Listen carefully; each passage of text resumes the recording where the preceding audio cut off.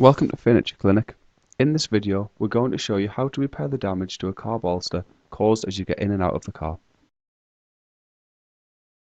You can see how the leather is scuffed and faded, but with a little time and effort, this damage can be repaired to look like new. This is achieved using a leather colorant kit, a three-stage process to restore or change the color of all types of leather. When a repair is made, the repaired area will look like new, and since we're only repairing the bolster of this car seat, it is important to clean the rest of the leather using the Leather Ultra Clean to make sure it is as clean as possible. This will help make the repaired area blend in better with the rest of the car seat once the leather has been repaired. As you can see, all you need to do is spray the cleaner into a sponge and rub it into the leather. This simple process removes all dirt, grease and grime from the leather surface.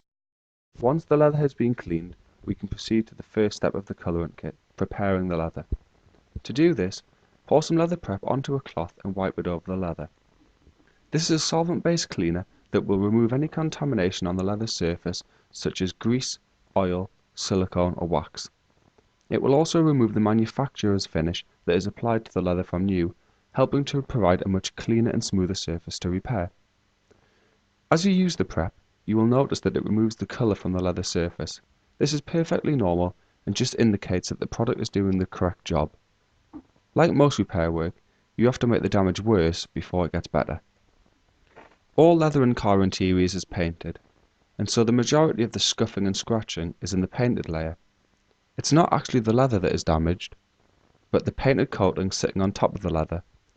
Using the leather prep removes most of this painted coating, and in doing so, it will also remove any cracking, scuffing or scratches in the painted coating sitting on top of the leather.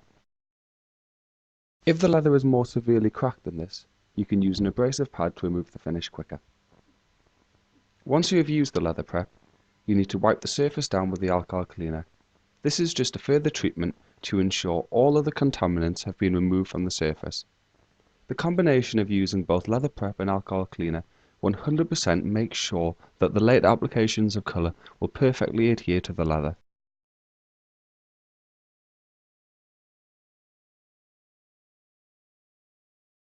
For a perfectly smooth finish, give the leather a gentle rub over with 1200 grit sandpaper. This will help to further reduce any damages, and it will also remove any residues from the surface to ensure a lovely finish when the colour is later applied.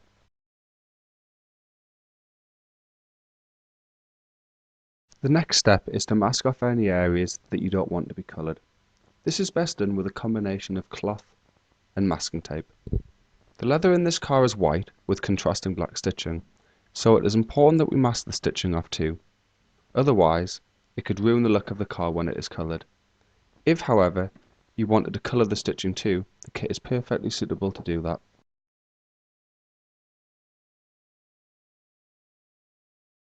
The next and most exciting step is to apply the colour. Each bottle of colour is made up of several different colours, and so it is very important to shake the bottle thoroughly to make sure they all mix together properly. The colourant is applied to the leather with a sponge. To do this, put a small amount of colourant onto the sponge and gently rub it into the leather. The first coat is applied this way as it helps to work the colourant into the leather, making sure to reach all creases and hard to reach areas. The aim of the sponge is to create a base for the spray-on coat to adhere to. We're not looking for perfection at this stage, so don't worry if it looks streaky or smeary. Either let the colour dry naturally or dry it instantly with a hairdryer. We now set the airbrush up, ready for spraying the colourant onto the leather. There are 4 pieces to the airbrush: the airbrush repellent can, the hose, the can adapter and the airbrush itself. Firstly, connect the airbrush hose to the can adapter and then attach the adapter to the can. All pieces screw together. You then attach the other end of the hose to the underside of the airbrush and make sure that you tighten all fittings as tight as possible to prevent any leaking.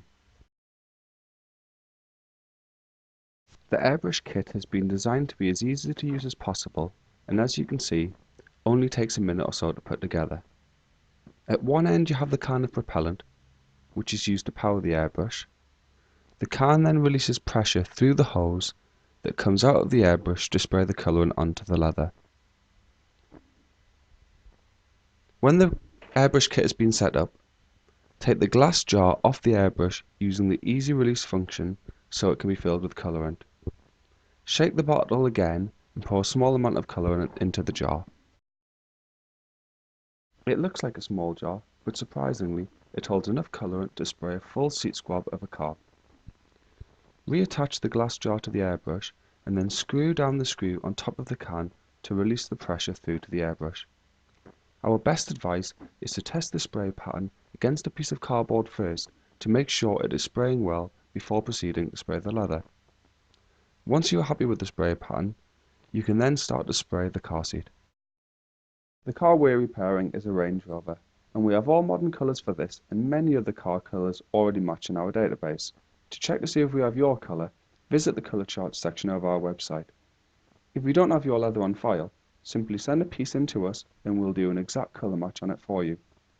When you're ready to spray the leather, angle the airbrush about 6 inches away from the surface and spray the colourant onto the leather, moving slowly from side to side. When you're spraying the leather, spray in short bursts, releasing the spray at the edges. This avoids building the colour up at the sides of the repaired area. Once you have applied the first coat of colourant, dry the area off with a hairdryer or allow it to dry naturally. As you can see, we make all our colours very strong, so it doesn't take many applications to restore the colour. As you gain more confidence, you can start to spray the leather quicker and closer to the surface. The aim is to apply one thin coat to the leather, enough so the surface is slightly wet, but not so much that it starts to run. If you do get any runs or splashes, just dab them off with a sponge. Additional coats can then be applied as necessary.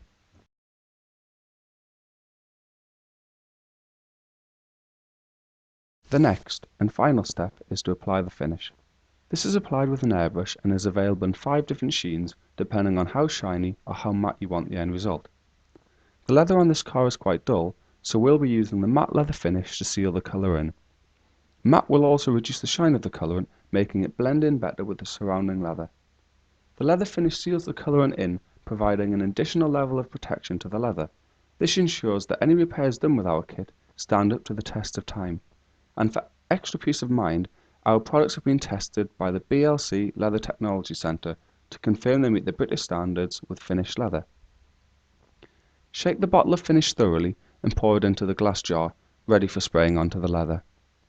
The finishes are thinner than the colourant, and so they will spray out of the airbrush quicker than the colourant. For this reason, when spraying the finish onto the leather, you should spray it on from a distance of about 10 inches away from the surface.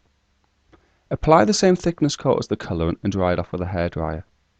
We advise applying 3 coats of finish for thorough protection from scuffing, scratching and staining. You can also let the finish dry naturally, but it is important to make sure each coat is dry before applying the next. The surface will be thoroughly dry within 30 minutes and ready to be used. However, the finish will continue to strengthen over a 3-day period before it is at its strongest. This repair has taken about 30 minutes to complete, and as you can see, the interior looks like new again. To help prevent this type of damage from reoccurring, it is important to clean the leather on a quarterly basis and to apply the leather protection cream to help reduce the damage caused as you get in and out of the car.